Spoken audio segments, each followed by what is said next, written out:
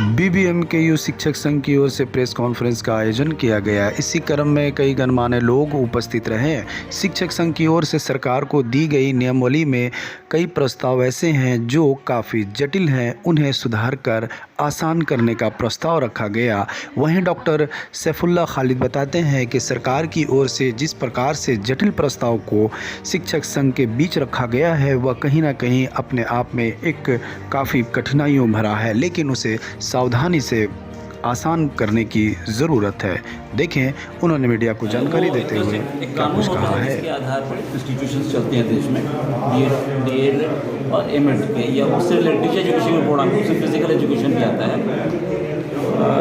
तो इस रेगुलेशन में जो प्रपोज रेगुलेशन है, रेगुलेशन का समझिए कि एक मसौदा तैयार हो गया है। अब उसमें कुछ मांगा गया है कि आपको फीडबैक अगर देना है तो उसके लिए छोटा सा समय दिया गया है जो 8 मार्च तक है। तो इस समय में कॉलेजेस को भी, अगर टीचर को भी, जो भी स्टेक होल्डर हैं, टीचर्स हैं, जो अभी स्टूडेंट्स हैं बीएड एमएड डीएलएड या फिजिकल एजुकेशन को प्रोग्राम कर रहे हैं वो हैं, या कल को जो करना चाहते हैं, यानी टोटल सोसाइटी, कोई भी उसमें अपना कुछ सुझाव दे सकता है। उसमें हम लोगों को इंस्टीट्यूशन के साइड से और स्टूडेंट के साइड से दो बात करना है। ये जो रेगुलेशन है, इस रेगुलेशन के लाइट में मोटा मोटी बात ये है कि इतना टफ रेगुलेशन है कि जिससे देश में मान के चलिए कि 99% इंस्टीट्यूशंस बंद हो जाएंगे। नए इंस्टीट्यूशन को खोलना भी बहुत ही डिफिकल्ट होगा।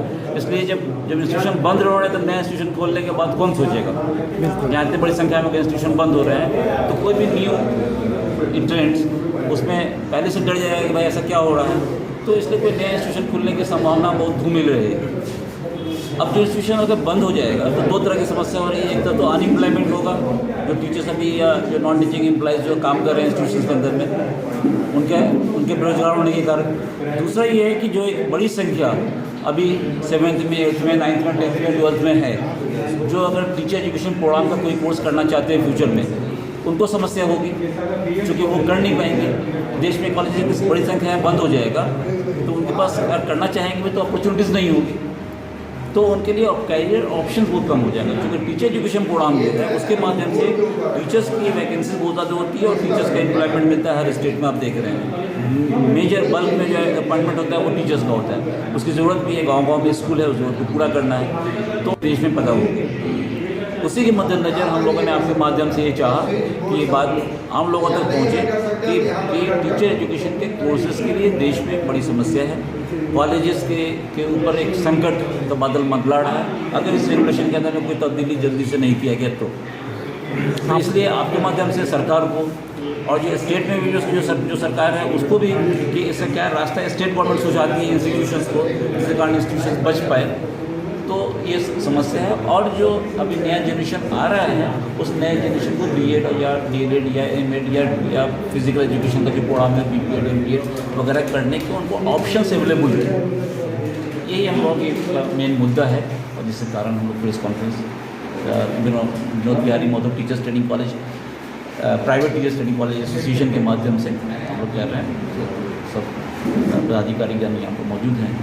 धन्यवाद सर। आज प्रेस कॉन्फ्रेंस की गई है और कई अहम मुद्दों को लेकर सरकार को सुझाव देने का भी प्रस्ताव रखा गया है, क्या कुछ कहेंगे सर?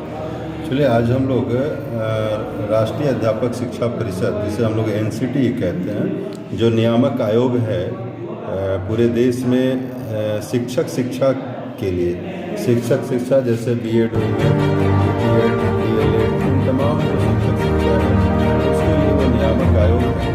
उन्होंने राष्ट्रीय शिक्षा नीति के तहत एक नया ड्राफ्ट अभी अपने पोर्टल पे रखा है, जिस ड्राफ्ट के आलोक में हम लोगों ने कुछ सुझाव एनसीटी को दिया है। वो सुझाव इस प्रकार रहा है कि जैसे अभी नए रेगुलेशन में हम लोगों ने जो प्रोविज़न किया है वो यह है कि जो भी आज पूरे भारतवर्ष में शिक्षा है तो कॉलेज चल रहे हैं जो कि सेल्फ फिनांस्ड होते हैं, उन्हें सरकार के द्वारा कोई एड या किसी तरह का अनुदान प्राप्त नहीं होता है। उन्हें वो कहते हैं कि आप शून्य कर दें और फिर से आप नई जो है एनओसी लेकर के और नया आवेदन करें और नई रूप से आपको मान्यता दी जाएगी और आज के डेट में आप शून्य हो जाएंगे, जो एक बड़ी समस्या है, एक संकट है जिसे समझना होगा। क्योंकि अगर वो शून्य हो जाता है तो आज के डेट में पूरे भारतवर्ष में एक बड़ी बेरोजगारी सामने आएगी, एक बड़ा अनएम्प्लॉयमेंट की समस्याएँ आएगी। हर कॉलेजेस में जो एम्प्लॉय है वो सारे लोग बेकार हो जाएंगे। दूसरी बात यह है कि जो अभी बच्चे जो ग्रेजुएशन अभी करके निकल रहे हैं, जो 2-3 साल का ग्रेजुएशन कर रहे हैं, उनके लिए 2025 के बाद 26 से जो है एक मार्ग शून्य हो जाएगा। जब आप जीरो कर देंगे तो वो कुछ कर नहीं पाएंगे और वो फिर खड़े रहेंगे, ना तो इधर के होंगे ना उधर के होंगे। तो ये मेरा इस पर हम लोगों का ये सुझाव है कि आप नई व्यवस्था की तरफ जाएं। हम लोग आपका सहयोग करना चाहते हैं और करेंगे भी, लेकिन आप जो वर्तमान स्थिति में जो चल रही है उसे भी समायोजित करते हुए आगे बढ़ें, ताकि न तो किसी छात्र को नुकसान हो और सारे लोगों को समायोजित करते हुए आप राष्ट्रीय शिक्षा नीति के तहत जो भी आप नियम बना रहे हैं उसको आप लगाने का प्रयास करें। इसी में हम लोगों ने उनके हर एक बिंदु पर सुझाव देते हुए माध्यमों के माध्यम से ये बात वहाँ तक रखने का प्रयास किया। परिचय देंगे सर अपना? शंकर प्रसाद स्वर्णकार, मैं सचिव हूँ Vinod Bihari Mahato Koylanchal private teachers training college.